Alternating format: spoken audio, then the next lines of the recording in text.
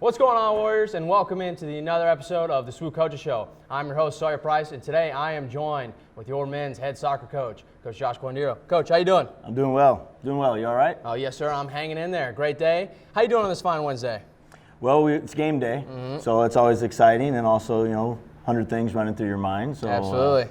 Yeah, but this is what it's about. We're in season, and finally it's here, and it's fun. Yep, getting ready to go. So first thing I want to touch on.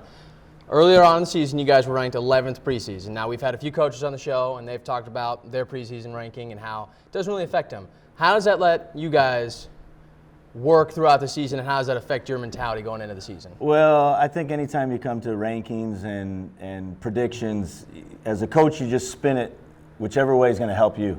So we come in and we're ranked, preseason poll last in the conference. Our back's against the wall. We have nowhere to go but up and fight our way through. So we communicate that to the guys, that, the expectations are low, so let's go shock them, let's surprise them. If we're ranked a little bit higher, then we say, look, we've got some, respect, let's keep it, let's show that, we deserve it. And so when it comes to preseason polls, I don't put any stock into it. You look at some of the other teams, I think in our conference, everybody's beatable on any particular day. So I don't think we're going to finish 11th, but yeah, and our guys aren't. That doesn't really register much. It doesn't carry a whole lot of weight for us. Yeah, well, absolutely. Like we talked about earlier this morning, this is kind of a training process for you guys, kind of moving in to getting what you guys want as a foundation this year for the soccer team. Fairly new team you guys have this year. You guys got 5 freshmen and 1 transfer. That's correct. Take me through how these young players are going to play a role on your team this year. Well, we have a very small roster. 17 on our roster right now, and 3 of them are goalkeepers. So training sometimes looks like basketball training, with 5v5 or 6v6 at the max, really. So everybody has a role to play. It's nice. It's great to be a player right now in this program, because that it's a high probability of getting some playing time. We continue to remind them that that's not typical for freshmen to come in and get this much playing time. You have to be pretty exceptional. That being said, we have some exceptional players too. So it's good for us. It keeps us humble because of what we are building on the foundation, but at the same time, it's fun. Everybody's getting some playing time, and we've seen some freshmen go out there and play well, and they prove that they can play at this level. And we have others that are quickly catching up. So, and the bond is good. Everybody is enjoying everybody on the team. So from day one, we don't have any seniors. So the whole squad is young, but from day one, everybody has just been committed to building a family. So it's been great. Well, that's great to hear. And you were talking about how the younger guys are already making an impact. Let's go ahead and talk about Will Hughes for a second. Sure. Freshman, your goalkeeper. He's doing amazing these past, or I should say the beginning of the season so far. He's got 29 saves on the season so far. He's only let 5 in. He has a 85.3 save percentage, which actually places him second in the conference for saves and save percentage. So take me through how he's performing as a freshman. Well, first of all, I think I should say, thanks to Sergio Tapia, my assistant coach. He pours himself in to the goalkeeping side of things. Every day he's out there, he's prepared. The goalkeepers are working hard. All 3 of them are putting in the time, and they're really pushing one another, and they're happy for one another. So whoever's in the goal, the other 2 are happy. That makes it a lot easier. Yeah. So Will got in, and he's a big presence back there.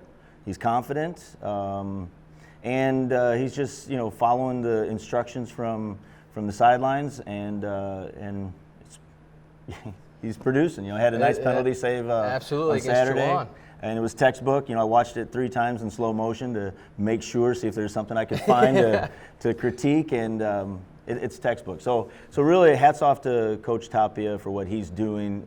If he wasn't out there helping, we'd be in trouble. So it's nice to have the keepers, and we trust them. So whoever has to go in there, we trust them. Absolutely. Now let's talk about two of your forwards, Grant Kiker and Noah Sims. They're doing well so far through the season. They both have 1 goal on the year, and Noah Sims actually has an assist as well. That's right. Take me through how they're playing so well on that front line so far. Yeah, well, we keep changing it up. I think we've had 5 different formations. So Grant's he's a pure forward. There's no doubt about it.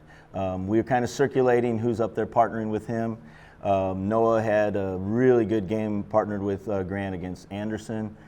We had some chances, hit the post. That could have been a lot closer. And then he had a great game. USC Aiken, he came in from wide areas.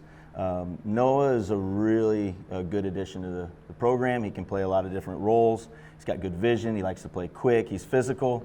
At this level, you have to be physical. Absolutely. He can take a hit. The guys, made sure of that in preseason, and he came out all right. So, and then Grant, it's just a matter of getting him the ball. That really, you get the ball to Grant, he's going to produce for you. So for us, that's the job. Can we get the ball to the final third and get it to Grant's feet and let him do his thing? So, it's fun, and training is fun as well, because we do a lot of shooting and we see some good goals and we celebrate that. Yep. Now, something I also want to talk about is your defense. Your defense is doing amazing so far.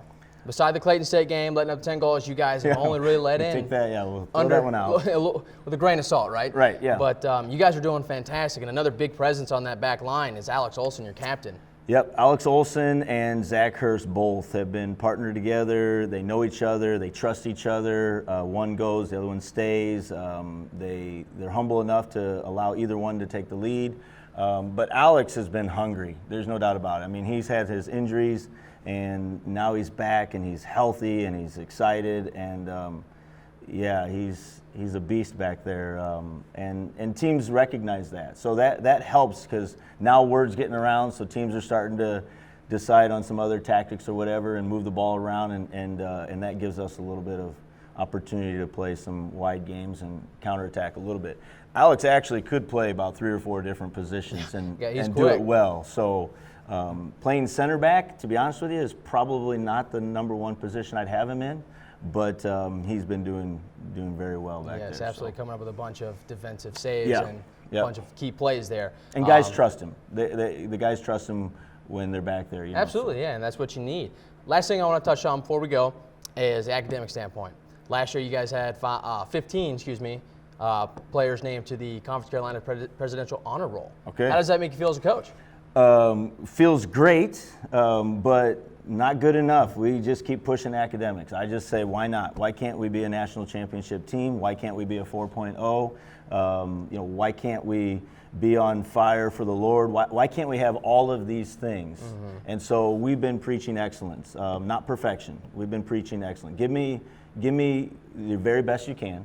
Let's strive for excellence, and perfection will follow. So whereas I appreciate what we've done last year, this year. We've got, like you said, 5 freshmen and a transfer, so 6 new people to SWU, and having to balance, NCAA Division II, sports.